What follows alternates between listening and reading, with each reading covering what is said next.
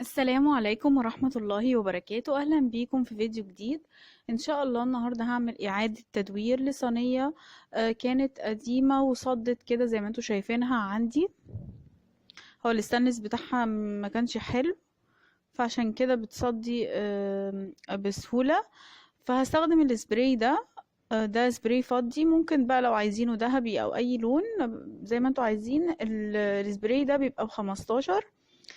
هنا انا رشيتها خلاص. لو تلاحظوا هتلاقوا فيها زي تعريجات كده، دي انا كنت حركة عملتها كده في الصينية عشان تديني الشكل ده. استخدمت فيها المناديل دي بتاعت السفرة اللي هي النابكن دي، تتباع عند اي حد بيبيع المناديل وكده. استخدمتها حطيتها وكنت بلزقها بغيرة او بتلزقيها بورنيش مائي. تمام، وبتقعدي بتدي عليها طبقة من فوق كمان علشان تبقى معرجة معاكي كده، بتديكي كرمشة. تمام، والمناديل دي عموما مش غالية خالص، ممكن تستخدموا اي مناديل، مش لازم دي اساسا، هي كده كده مش هتبان. بعد ما طبعا انا هنا رشيتها. الرش ده ما بياخدش وقت خالص. في على فكرة الرش فيه لون تاني بيبقى منه اللي هو الفضي النيكل، بيبقى اغلى شوية بس هو ما كانش موجود فمعرفتش اجيبه، بيبقى احلى كمان من ده. وهنا انا جبت بقى مراية علشان احطها في المكان ده. ممكن تجيبوها اكبر او اصغر من كده زي ما انتوا عايزين، بس دي مقاس 22 في 32. آه وهثبتها هنا بمسدس الشمع.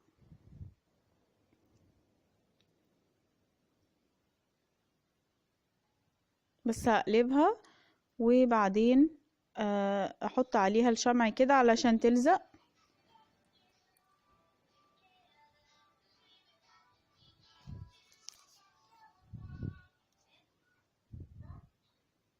او كده بالشكل ده، بس هزود شمع.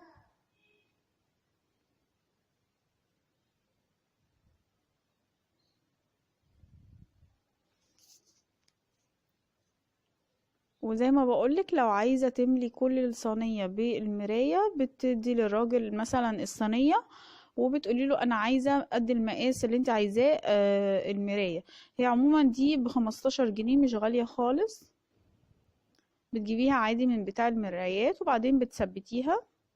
لو في اي بواقي من الشمع او الخيوط بتاعة الشمع بتشيليها كده زي ما انت شايفة.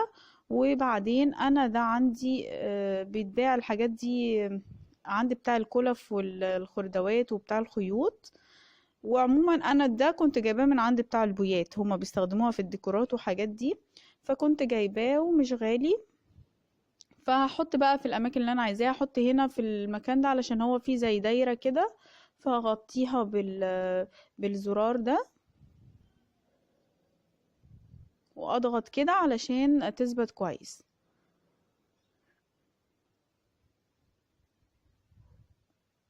وبقى اشوف الاماكن اللي انا هبقى عايزة احط فيها كده. قبل ما الزق هشوف الاماكن اللي انا هلزق فيها.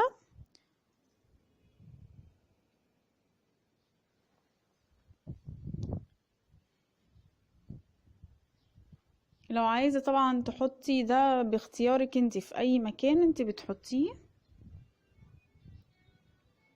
بس انا بوريكم بس الفكرة وانتوا بقى ليكم حرية الاختيار.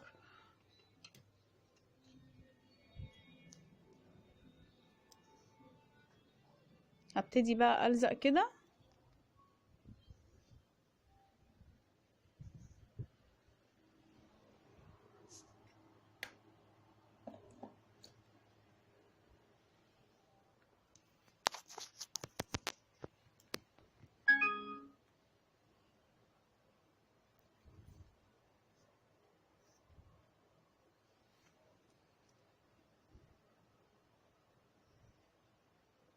كده هحط برضو هنا.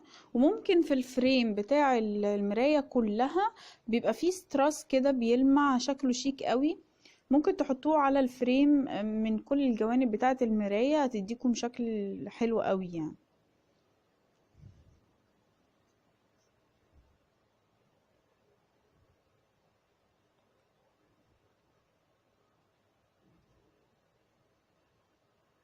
وهحط برضو الناحية التانية نفس المكان اللي انا حطيت فيه الناحية دي، هحاول ان انا احط قدامه بالظبط الناحية التانية عشان يبقى فيه تناسق في الاتجاهات.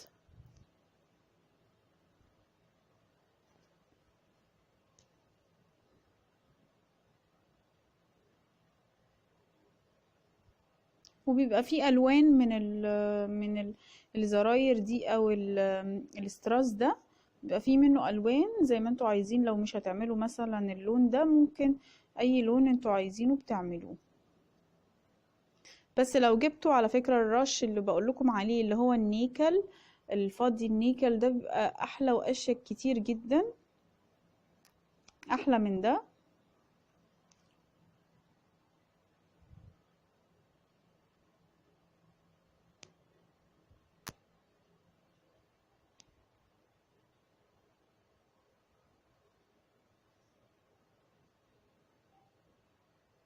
هكمل برضو كله بنفس الطريقة.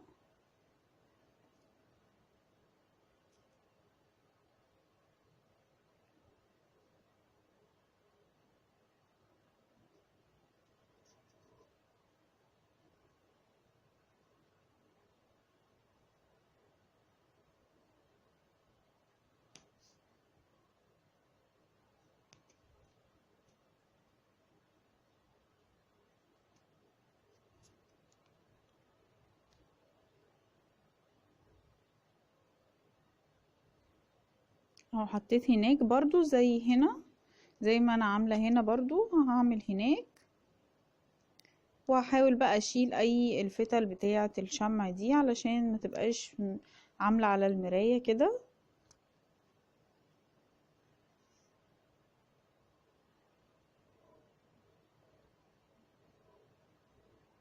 بس كده، كده هي خلصت معايا. وده شكلها بعد ما خلص، شكلها جميل. بس مش عارفة، هي برضو مش باينة قوي. وحطيت على الايادي هنا لو تلاحظوا حطيت اللي هو زي خرز كده، انا عملته قبل كده معاكم في بتاعة طبق الفاكهة. حطيت برضو من هنا ومن هنا. وبرضو لو عايزين تكملوها كلها بتكملوها.